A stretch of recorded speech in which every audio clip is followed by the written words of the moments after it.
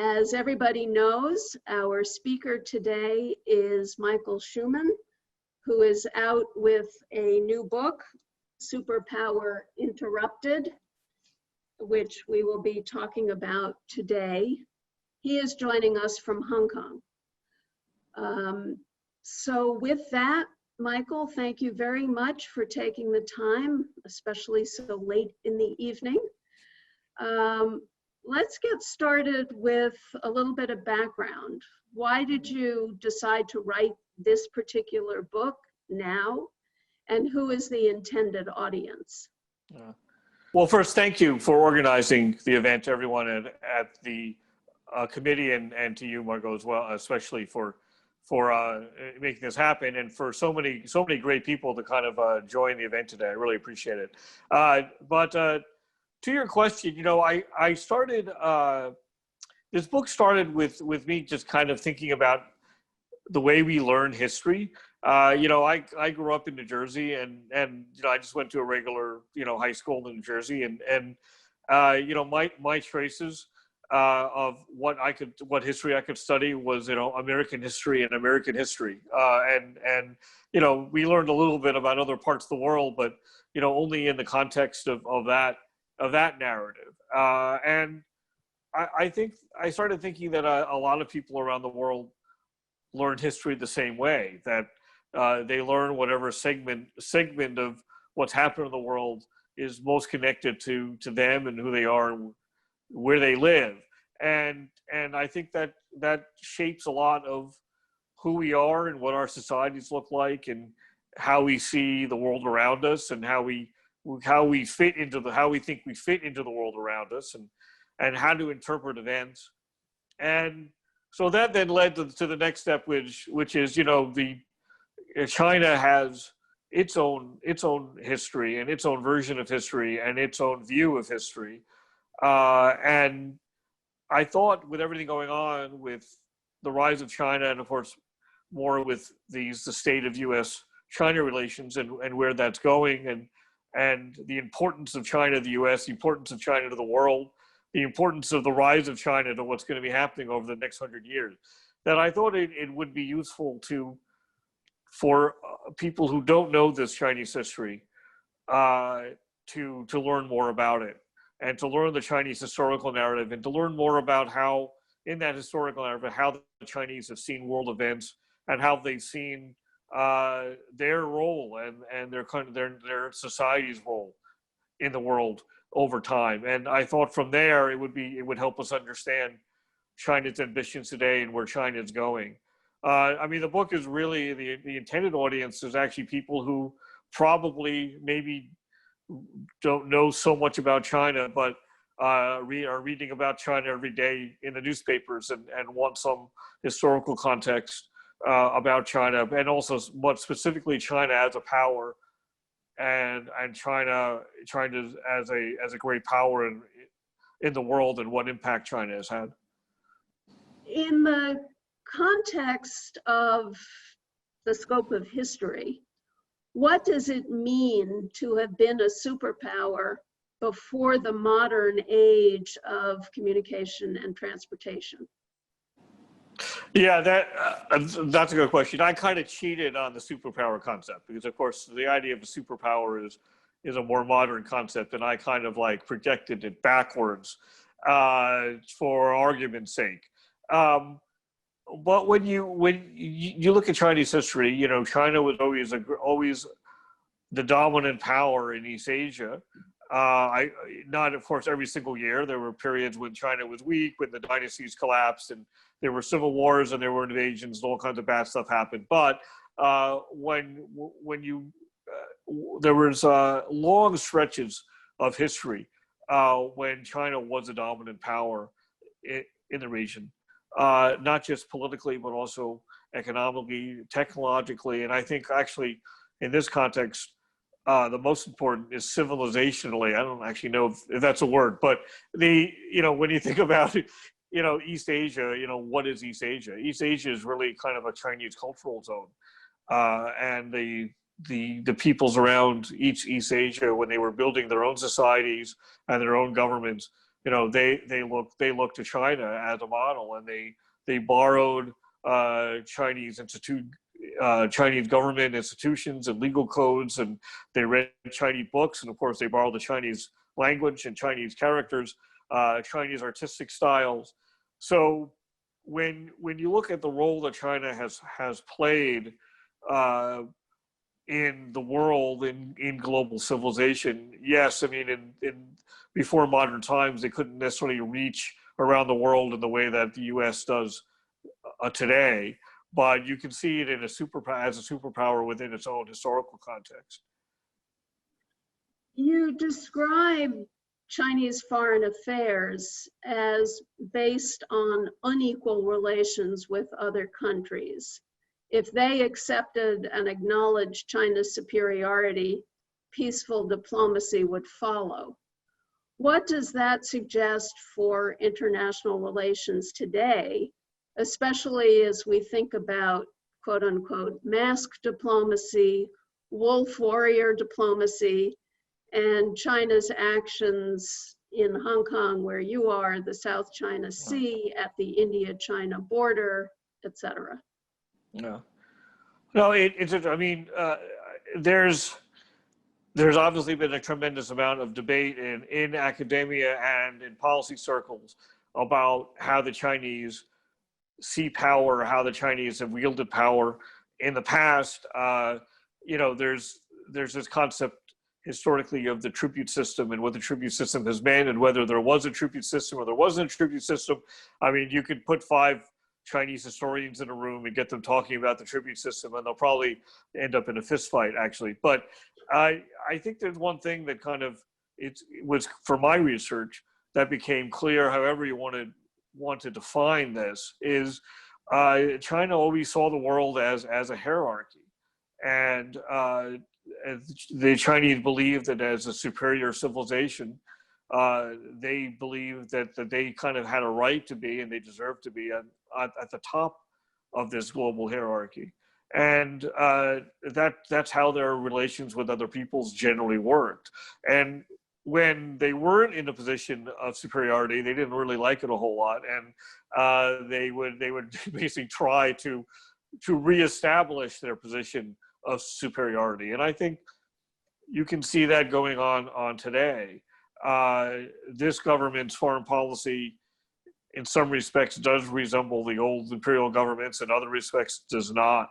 But you can see the way that China deals with its neighbors in somewhat of a high-handed way. When you look at their relations with Vietnam, when you look at their relations with South Korea, for example, when you look at their actions, and as you said, in the South China Sea, there's a kind of a perception that I think in it that what they say matters more, and that what their rights are more important than other people's rights.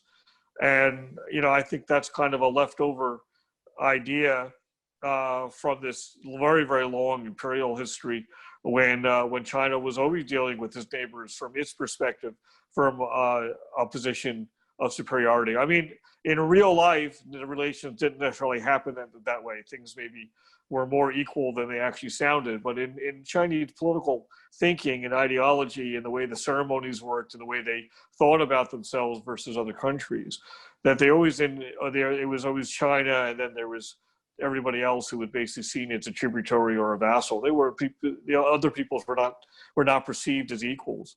And I think you can see that creeping into Chinese modern foreign policy. I will turn to an audience question now. This comes from Eric Druart at Assumption University in Worcester, Massachusetts.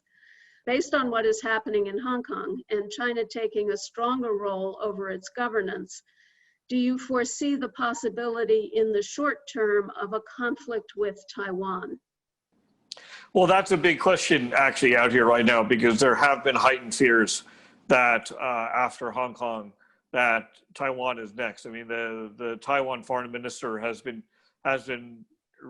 running around telling everybody just that for about 3-4 months now, and you're seeing China increase military pressure on Taiwan at the moment. And I know that there's some people who follow Taiwan actually much more closely than I do, who seem to have become more alarmed than they would normally. This is as you know, this is an old conflict that's had many kind of scares, and they're saber rattling sometimes. And so the question is, when do you really push the panic button? And there's other people who feel that what you see happening with China and Taiwan is part of a longer term strategy on the part of Beijing to just continue to turn up the pressure on Taiwan in every way that it can, to kind of undermine confidence in the government in Taiwan. But I think what you're seeing is, yes, this move into Hong Kong has, and the way it happened and the pace at which it's happened, and the way that China showed basically very little regard for what the world had to say about it, has certainly alarmed people, the region, about China's ambitions and what China may be looking to next, and how the situation in Washington, the changing nature of kind of the global order, and whether people in Beijing see now as an opportunity to do things that previous Chinese leaders have maybe not thought maybe they couldn't do. And maybe Taiwan is one of those. I'm going to ask you a question looking forward, and then we're going to go back to a bit of history. This question comes from Tom Watkins. Does China and the United States relationship improve post-US presidential election, or get worse, become a dream or a nightmare? Will the direction depend in any significant manner depending on Biden or Trump victory, a Biden or Trump victory, given the ever-increasing anti-China sentiment among the American people? He doesn't mention it, but there was a recent Pew study that showed some astonishing percentage of Americans with a very negative view of China. Yeah. If there is a change in the White House in November, I think you'll definitely see a change of kind of tone towards China. I think definitely, and I think maybe some very specific elements of policy, but I don't think you're going to see a change in the general direction of U.S. policy at this stage. I think, as you said, the perception that China is hostile to the United States has just become widespread among the American public. I think it's extremely politically difficult for any president right now to go back to 2013, 2014. But beyond that, when you look at also what's going on within the political establishment, I mean, it's remarkable how few friends China has in Washington these days on any side of the political spectrum. I mean, I think China may be the only bipartisan issue right now, and everyone agrees that there needs to be a tougher line on China. And in some ways, I think the Democrats could potentially be tougher. Trump does a lot of stuff that sounds tough and annoys Beijing, but doesn't have much actual impact on what's going on. And I think what you can see is China's actually become more assertive and more aggressive over the course of the Trump presidency, not less so, and seemingly less willing to make accommodations to the United States or really anybody else. And so in some ways, I think a Biden presidency that I think will return to a more traditional American foreign policy where you're working through allies, working through institutions. I actually think that that's potentially much more dangerous to China, and kind of in a real power sense. If the Chinese can't play off the Europeans and Americans and Japanese and so on, or in the way that they are right now, and there's a little bit more uniform, consensus among the major democracies as to how to approach China, I think that actually potentially, from Beijing's standpoint, much scarier than anything the Trump administration is doing. I'm going to hold off on going back in time, because I think that leads very nicely to Sabina Knight's question. She's a professor of Chinese and comparative literature at Smith College. And she submitted a quite long question that I'm not going to read in full, but the gist of it is, how does an American in this time of very anti-Chinese sentiment present a sympathetic interpretation, these are her words, sympathetic interpretation of Chinese worldviews without seeming like a China apologist? Well, yeah, I mean, as Professor Knight said, I mean, the public is so polarized on this issue. I mean, one day on Twitter, I'm getting attacked as a traitor to the United States and, a Communist Party stooge. And then the next day I'm getting attacked by Chinese nationalists as being basically, a racist and anti-China. So, just, so you must be doing something right. Maybe that's the way of looking at it, that I'm striking a balance and everyone's angry at me. Yes, I guess that's true. But it's a very difficult issue. I mean, I feel that even being involved, as a lot of us are, in China studies seems to make you suspect in the eyes of the public, that somehow you can, you're somehow being traitorous to the United States. I think the way that, maybe one way of doing it is just making sure that everything is put into proper historical context.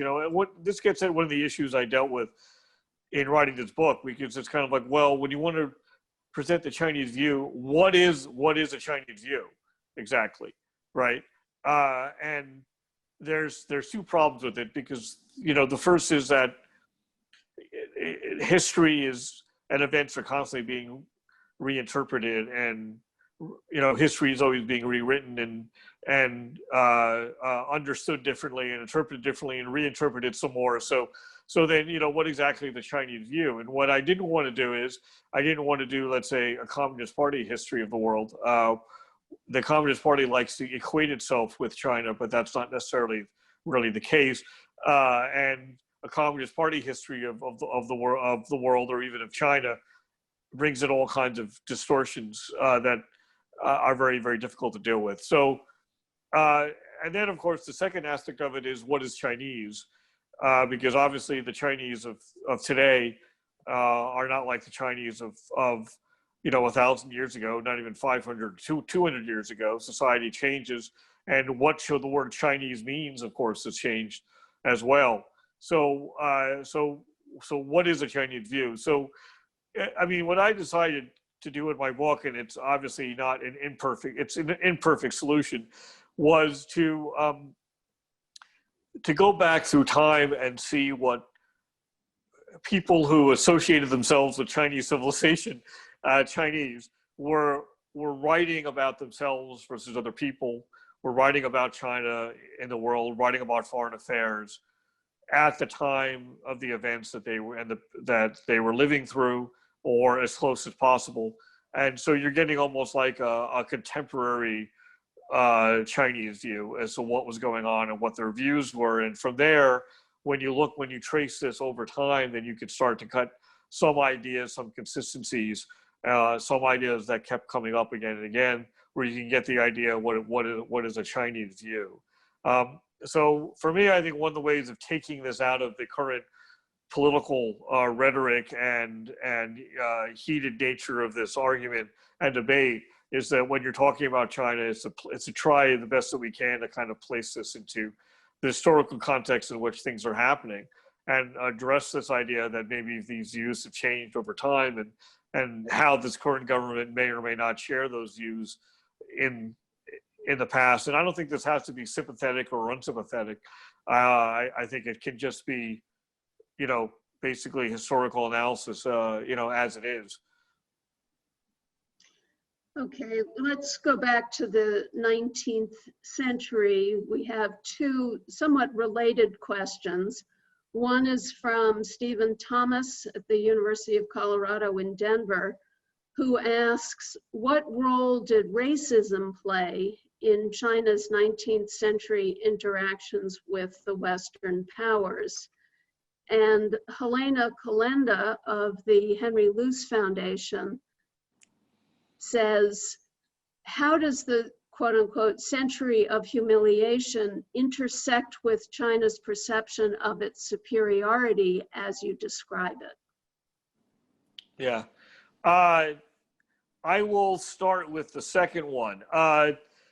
It's it because I called my book Superpower Interrupted because I felt that China's confrontation with the West, starting roughly 200 years ago, was different than the other confrontations that it had with outsiders over time. And I think it's what made a difference was basically how thoroughly the pillars of Chinese power were knocked away by the West, right? I mean, China has lost many battles to many people militarily. It has been at periods where it was in political chaos.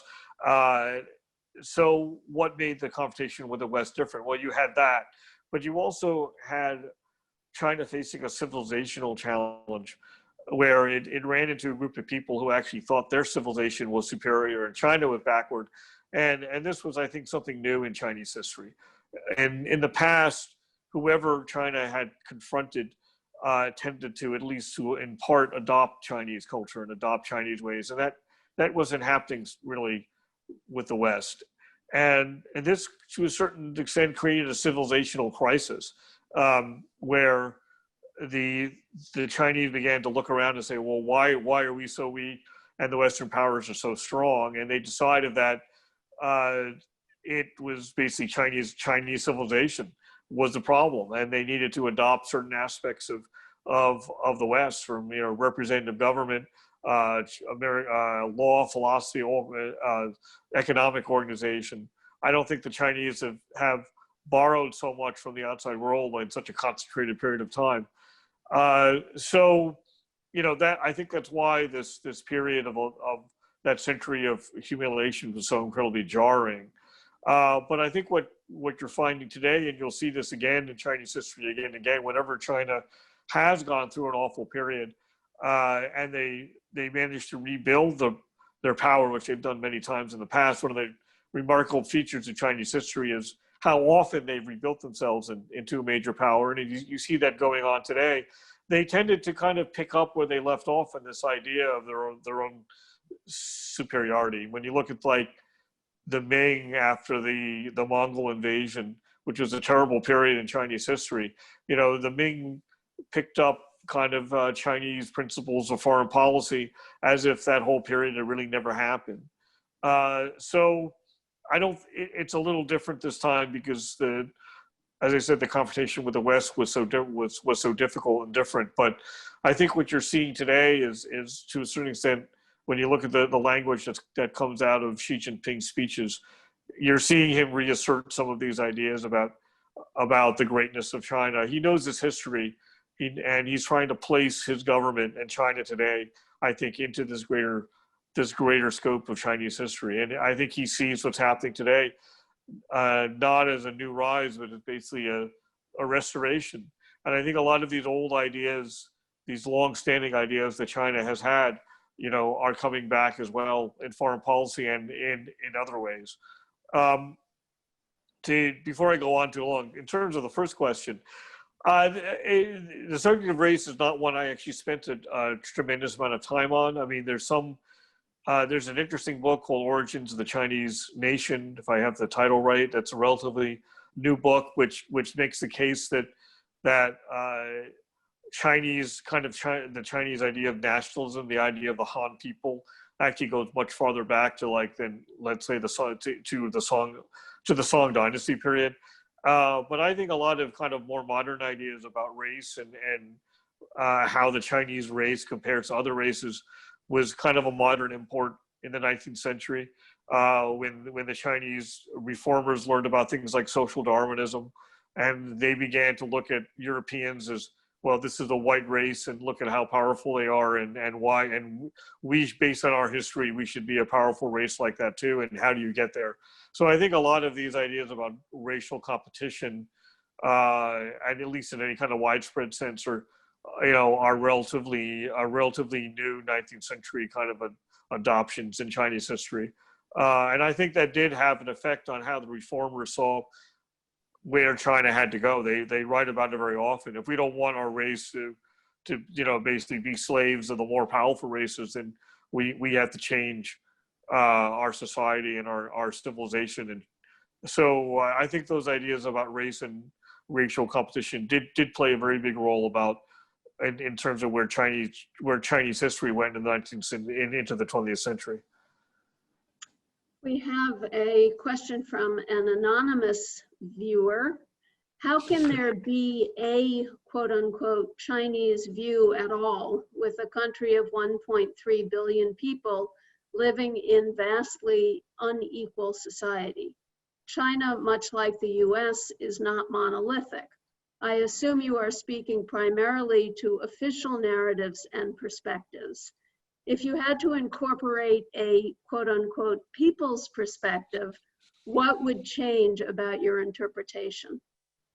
Yeah, that's interesting. I mean, unfortunately, when you're taking a long historical view that I did, where I'm going all the way back to, the time of Confucius. We don't have a tremendous amount of, let's say, writing on foreign affairs from people who weren't scholars and statesmen.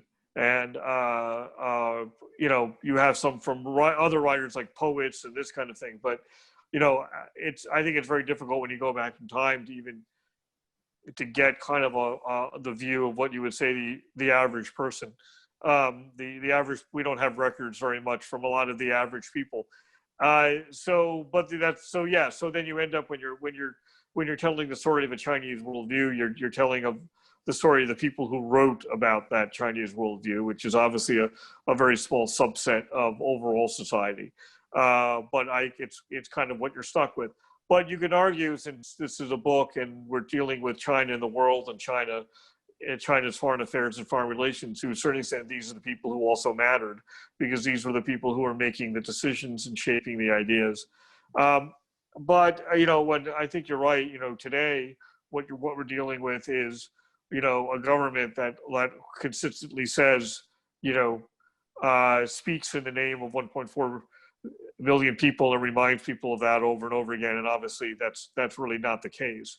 I think what's sad today is that because of the level of control that this government has over Chinese society and media and social media and the discourse that goes on, and how carefully they're monitoring even people's private communications, it's extremely difficult to get a sense of what the Chinese people actually may want and think about what they want China to be and where they want China going and what kind of relations they want China to have with the world.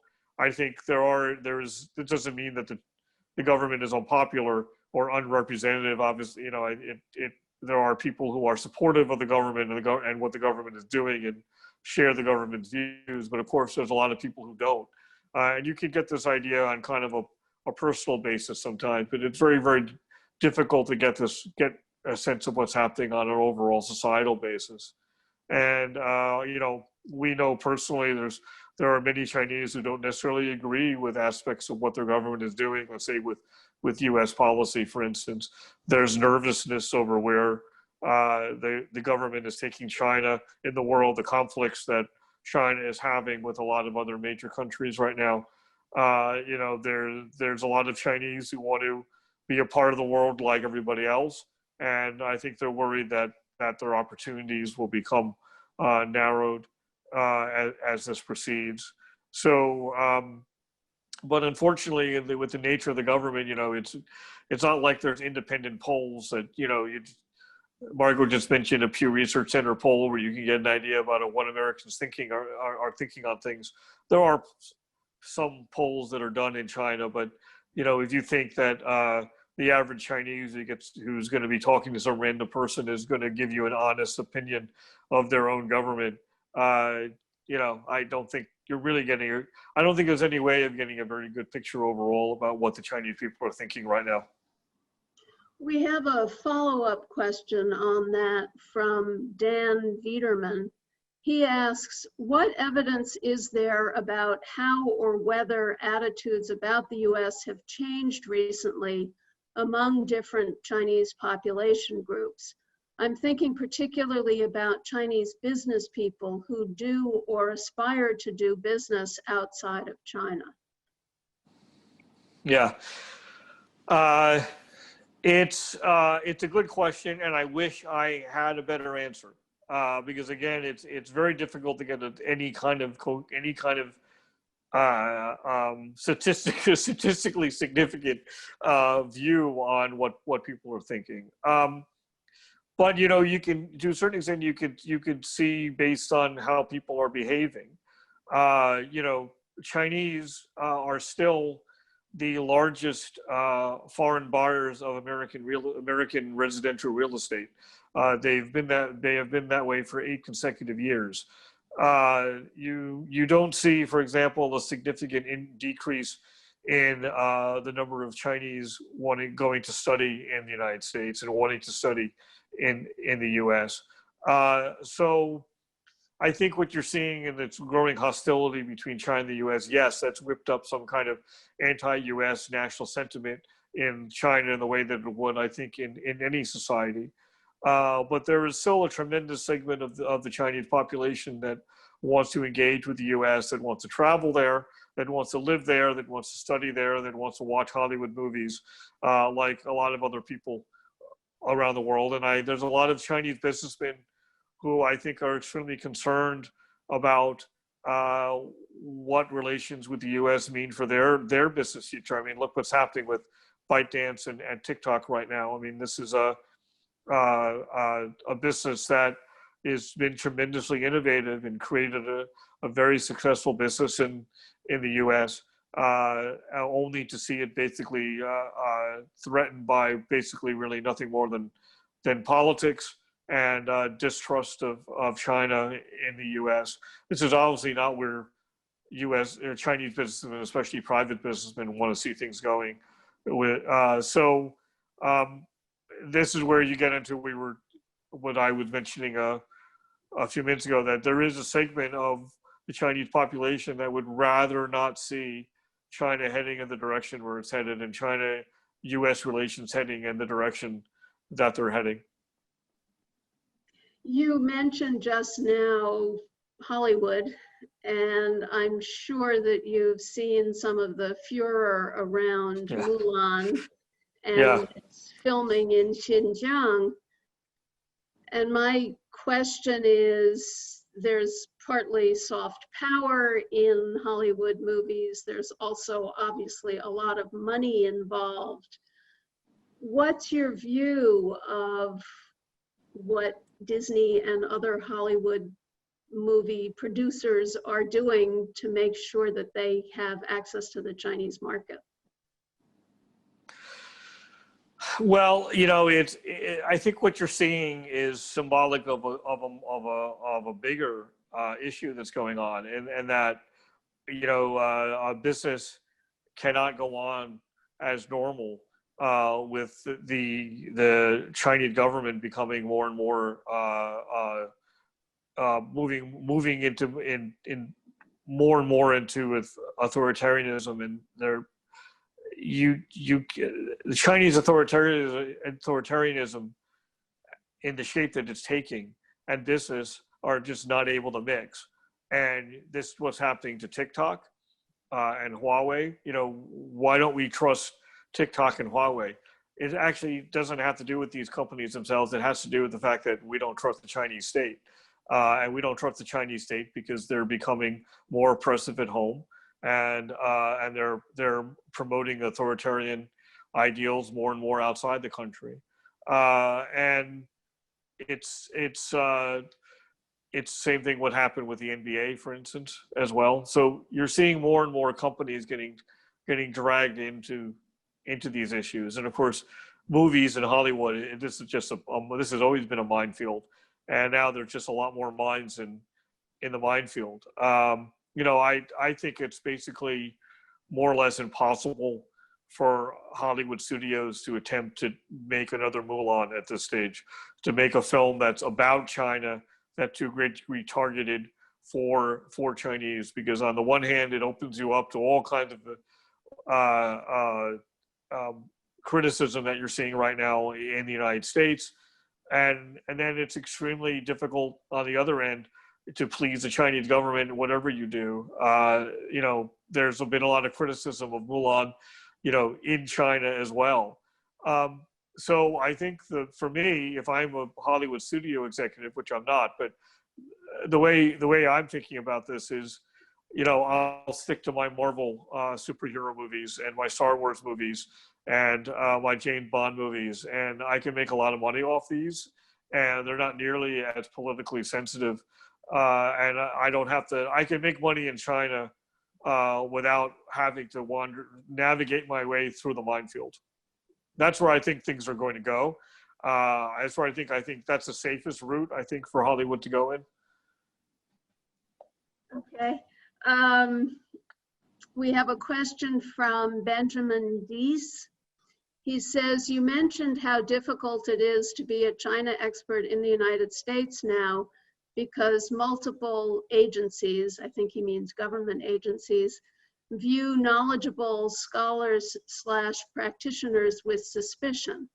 How can current China studies students and young professionals document themselves now to counter this suspicion in the future? I am concerned our government will lack China expertise if agencies continue to broadly classify qualified individuals as compromised. Yeah, well, I don't know how much that is a permanent function of U.S. government and the policy-making establishment. When you look at what's going on with the Trump administration, they have a disdain for expertise more or less across the board. I mean, you're seeing it right now with the pandemic. You're seeing it on climate. So there's a long list. So I'm not sure if there's a change of administration that this is something that is going to be as big a worry as it is now. And look, I think the Trump administration's disdain for expertise is showing up in their China policy. There's a couple people that are involved in their China policy that I think kind of generally know their stuff, but you can see in a lot of things that they do and say, in some of the steps that they've taken, that they don't really understand modern China. They talk about China's economy as if it's basically 1992. They don't have an understanding of the U.S.-China business relationship and trade relationship. They have very little understanding of I think China's recent history and what kind of ambitions that China has. And I think that's very, very clear in the policies that they've been devising, and it's and I think that's the reason why you're seeing such poor outcomes of this policy. So I'm hopeful if there's a change of administration that the new State Department and the new White House will start to listen a little bit more carefully to people with greater experience in China. Let us hope. Austin Voles of Avenues Beijing has a question about technology. Many of the modern tech leaders are based in the West, Bill Gates, Steve Jobs, Elon Musk, but China's history is full of important discoveries such as movable type, gunpowder, and the compass. Are there modern day examples of technology leadership that are overlooked in the West? How does China think about its history and future role in technology leadership?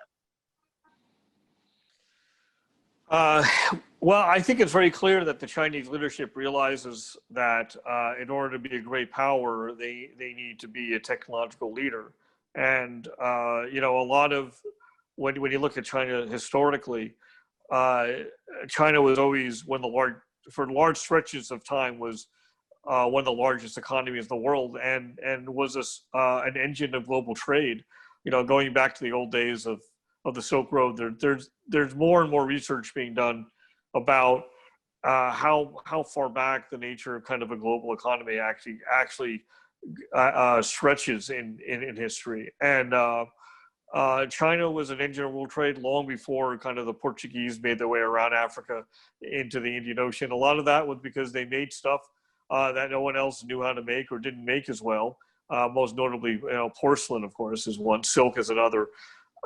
So I think the Chinese government realizes that if they're going to continue to play an important role in the global economy, that they need to become more advanced technologically. The question is, can they get there? You're seeing some innovation.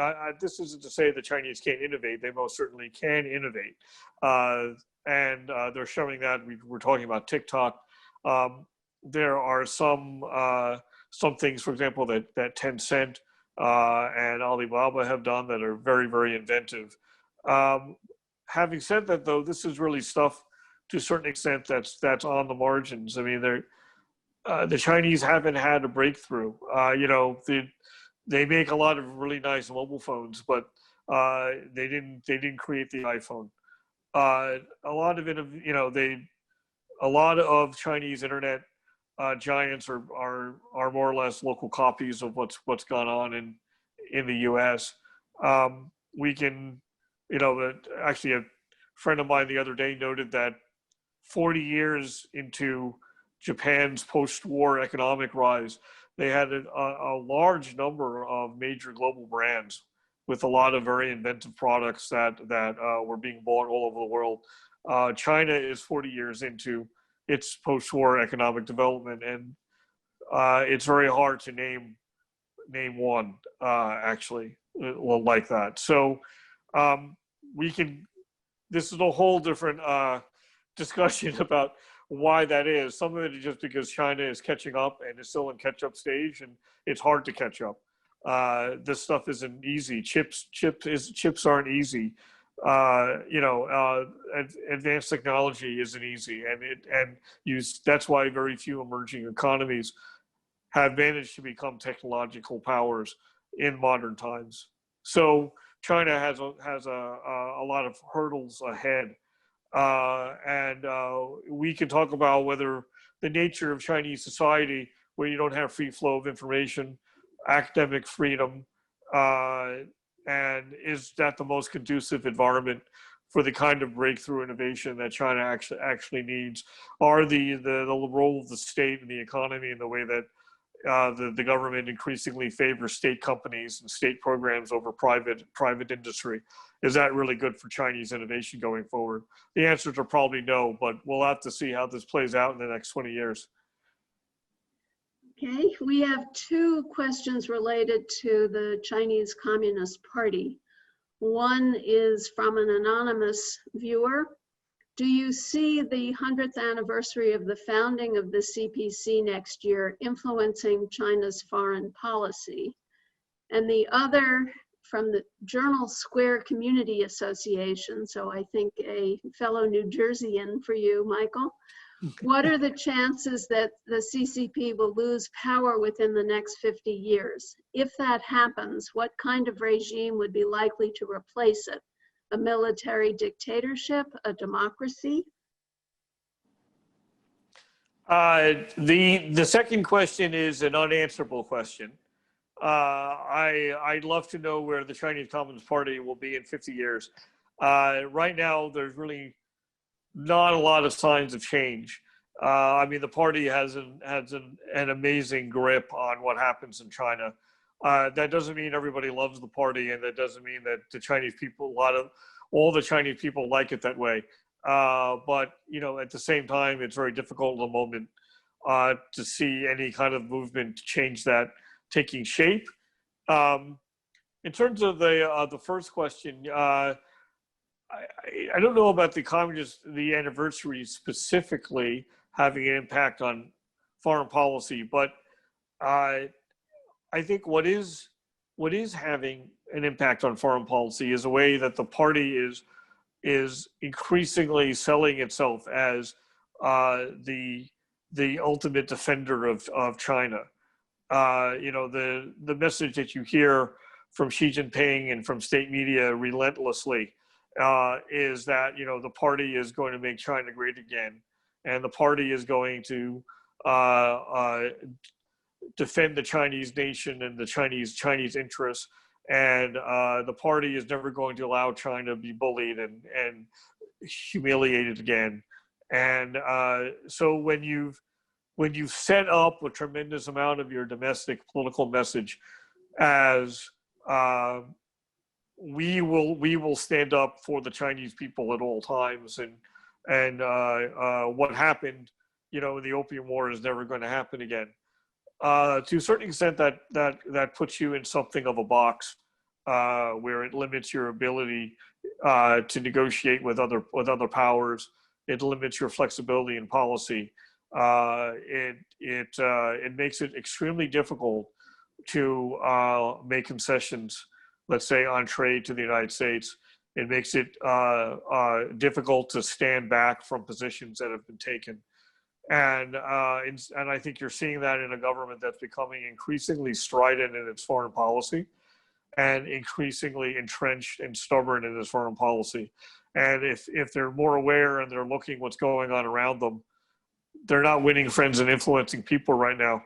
And I think that's mainly a function of domestic politics and the way the party markets itself internally to its own people, that paralyzes itself on the world stage. We have two related questions. One comes from Larry Sullivan, a retired professor from Adelphi University. He says, traditionally, China opposed the use of force to expand the empire, though there were some notable exceptions. Is that still the dominant view today at political and popular levels? And then somebody named Jan Wan, a law student at George Washington University, says, you argue in your book, the question became not if China could reclaim its former dominant position in the world, but when it would do so. What would a world dominated by China look like? What position would Western civilization be in? Okay, so those are small questions that I'll try to tackle in the next 2 minutes. The view that China has generally opposed force is very, I think, widely held among Chinese. I know I get tweets all the time from Chinese saying that China's always been a peaceful power and China never invaded anybody and this kind of thing. So I think that's definitely part of the way that I think a lot of the Chinese perceive themselves and their own history. And I know why, looking back, people think that there's an element of truth in that.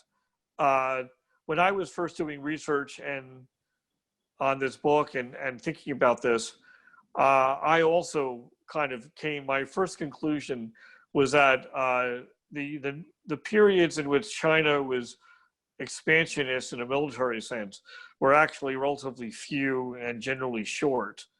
But recently I've changed my thinking on this, actually, and I'm feeling that China actually traditionally has not been a peaceful power and used its military advantage when it was able to. When you look at when the dynasties were strong enough, they tended to be expansionists and they tended to be militaristic. When you look at the former Han Dynasty, you look at the early emperors of the Tang Dynasty, the early Song wanted to expand militarily, but just didn't do a very good job of it. Perhaps the Ming are probably the most isolationist in this sense, but even they went through a period in the early 15th century, when they invaded Vietnam, for instance. And then, of course, you have the Qing, they weren't Chinese, but they were greatly expansionist.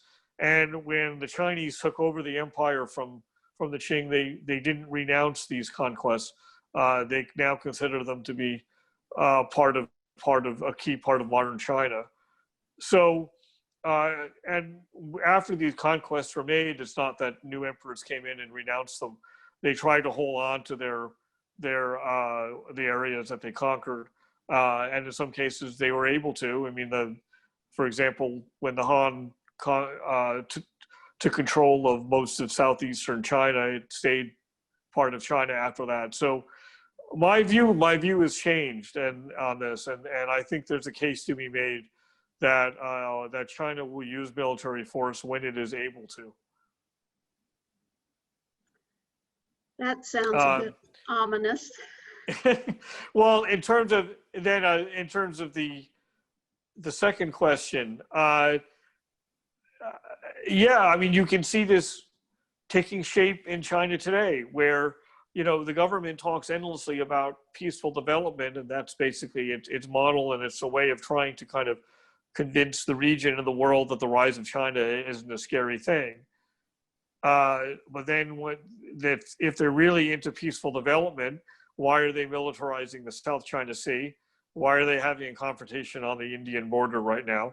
Why are they going through a massive naval expansion? One of the biggest naval expansions in modern history. Why are they sending jets closer and closer to Taiwan? So if they want to appear as a peaceful power that's not interested in using force, then you think that they'd be taking a different policy on the ground. So I think what you're seeing is a disconnect between China's perception of itself as a power and China's reality, the reality of the way China has used power. China would not be the first country or society that had this disconnect. I think the US has something of that disconnect as well. I'm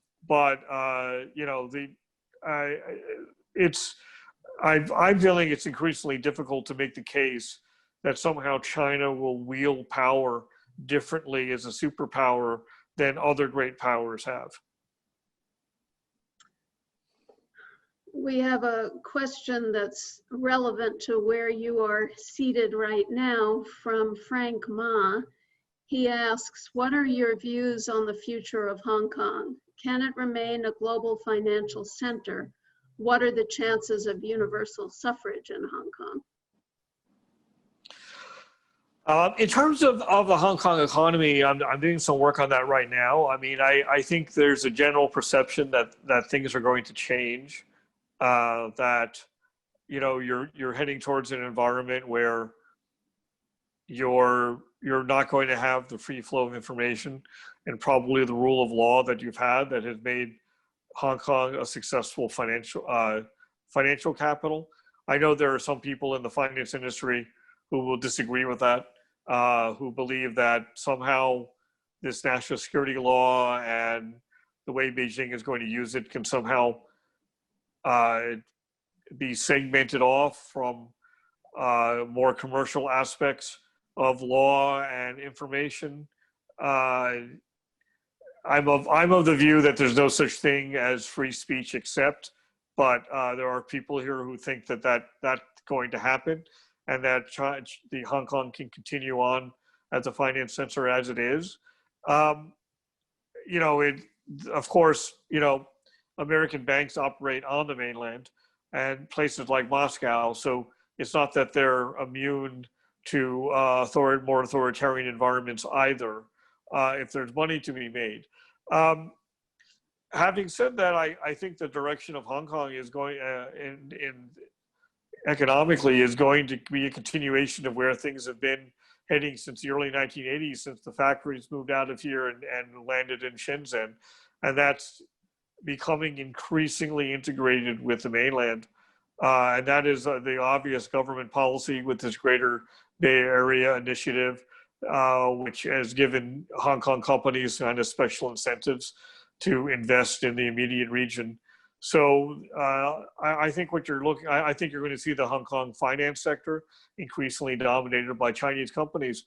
And that's been happening for the last 15, 20 years. So, people here are calling it mainlandization. Is that good? Is that bad? Does that mean Hong Kong can continue to be the rich city that it is? Will it see a decrease in its income and its stature? That's it's not necessarily automatic that because you're changing and you're becoming more China-centric doesn't necessarily mean it's necessarily bad for growth or people's livelihoods. But I think it definitely means the role of Hong Kong in the world that we've seen is going to shift. We have a response or a reaction to your comments about China's militarization. An anonymous attendee wrote in, "You can still be a peaceful country by building up military might for protection. It does not mean China is not peaceful. China has not started any battles or instigated anything." Well, I think you should ask the Vietnamese that, and the Koreans, and the Tibetans, and a lot of other people in the region. I'm not talking about ancient history in the Tang Dynasty. I'm talking about what happened since the Communist Party has taken power. Yes, the Chinese have not used military force in any significant way since the reform era started in the 1980s, but they did when they first took power, and they were up until actually, well, it was 1979 when China was at war with Vietnam, and that's relatively recent. So I would hope that China is a peaceful power, and I would hope that they're building up their military for entirely peaceful purposes, and that would be very nice. But I think the history and even in modern times gives us reason to be concerned that a China that is increasing its military capabilities very rapidly and spending a lot of money on that military may at some point be tempted to use it in the region. All right, we have unfortunately come to the end of our time. I apologize to the handful of people whose questions we didn't get to. Michael, thank you very much for staying up so late to talk with us. Thanks to our audience, and thank you to the National Committee staff members who are working behind the scenes to make this webinar possible.